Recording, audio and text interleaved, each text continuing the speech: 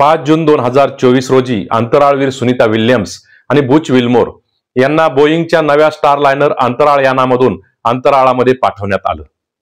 अंतराळात जात असताना स्टारलायनरच्या पायलटची जबाबदारी सुनीता विल्यम्स यांच्याकडे होती। अंतराळ स्थानकामध्ये जाऊन त्या ठिकाणी संशोधन करणे ही मुख्य जबाबदारी त्यांच्यावर होती।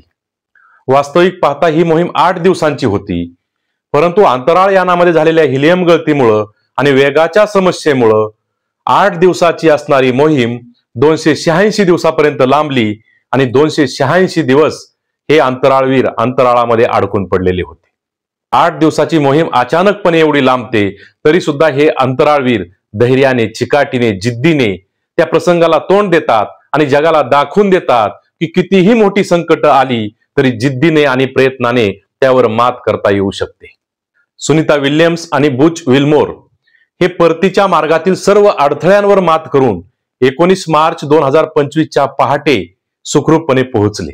अंतराळात एकाच प्रवासामध्ये सर्वात जास्त काळ राहण्याचा 437 दिवसांचा विक्रम आहे आणि हे दोघे 286 दिवस अंतराळामध्ये एकाच प्रवासामध्ये राहिलेले होते।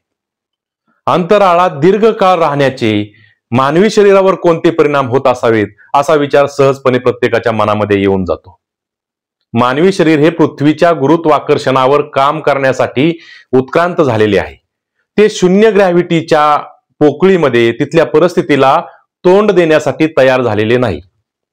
तरीही संशोधनासाठी अंतराळवीर त्या अंतराळामध्ये राहत असतात आणि राहत असताना त्यांना अनंत अडचणींना तोंड तर द्यावं लागतंच, परंतु त्यांच्या शरीरावर सुद्धा दीर्घकालीन परिणाम होत असतात।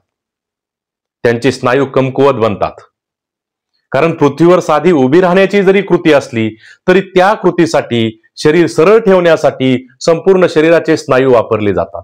परंतु अंतराळामध्ये सगळं काही वजनहीन असतं, त्यामुळे स्नायूंना कुठल्याही प्रकारचा ताण पडत नाही।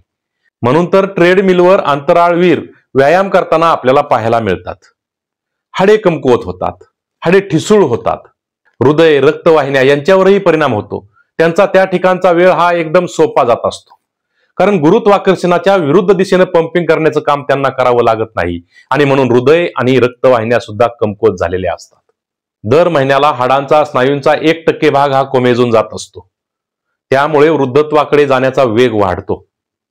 आपण पाहिले असेल की अंतराळवीरांना कॅप्सूलमधून बाहेर काढताना किंवा स्ट्रेचरवर घेत असताना त्यांना आधाराची गरज पडते, कारण त्यांचे स्नायू कमकुवत झालेले असतात, त्यांना चालण्याचं विसरून गेलेले असतात, ते तोल सांभाळायचं विसरून गेलेले असतात, म्हणून त्यांना त्या ठिकाणी आधाराची गरज असते। अंतराळवीरांच्या शरीरातील द्रव पदार्थ पृथ्वीप्रमाणे पायाकडे न जाता ते वरती छातीकडे आणि चेहऱ्याकडे जात असतात। कारण आपण पाहतो की सुनीता विल्यम्स यांचे काही व्हिडिओ जर आपण पाहिले असतील तर त्यामध्ये त्यांचे जे केस आहेत ते खाली न राहता ते केस असे उलटे झालेले आपल्याला पाहायला मिळत होते। अगदी त्याच पद्धतीने शरीरातील द्रव पदार्थ सुद्धा छातीकडे आणि चेहऱ्याकडे जात असतात आणि त्याचा परिणाम म्हणून चेहरा फुगलेला दिसतो। हा एक मुख्य बदल आपल्याला त्यामध्ये पाहायला मिळतो। यामुळे मेंदूला सूज येऊ शकते, दृष्टी अंधुक होते, डोळ्यांच्या बुबुळांवर परिणाम होतो। एवढंच नाही तर स्मरणशक्तीवर सुद्धा परिणाम होतो। अंतराळातून आल्यानंतरचे पृथ्वीवरील 3-4 दिवस हे अंतराळवीरांसाठी शिक्षेसारखे असतात। चक्कर येणे थांबवण्याचा, तोल सांभाळण्याचा, सामान्यपणे चालण्यासाठी ताकद मिळवण्याचा टप्पा आहे तो मोठ्या मुश्किलीने त्यांना पार करावा लागतो।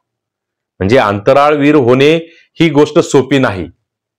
त्यासाठी तुमची हुशारी तर लागतेच, परंतु तुमच्या हुशारी बरोबर तुमची मानसिक आणि शारीरिक क्षमता सुद्धा मजबूत असणं फार गरजेचं आहे।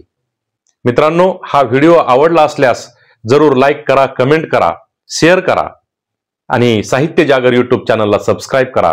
धन्यवाद।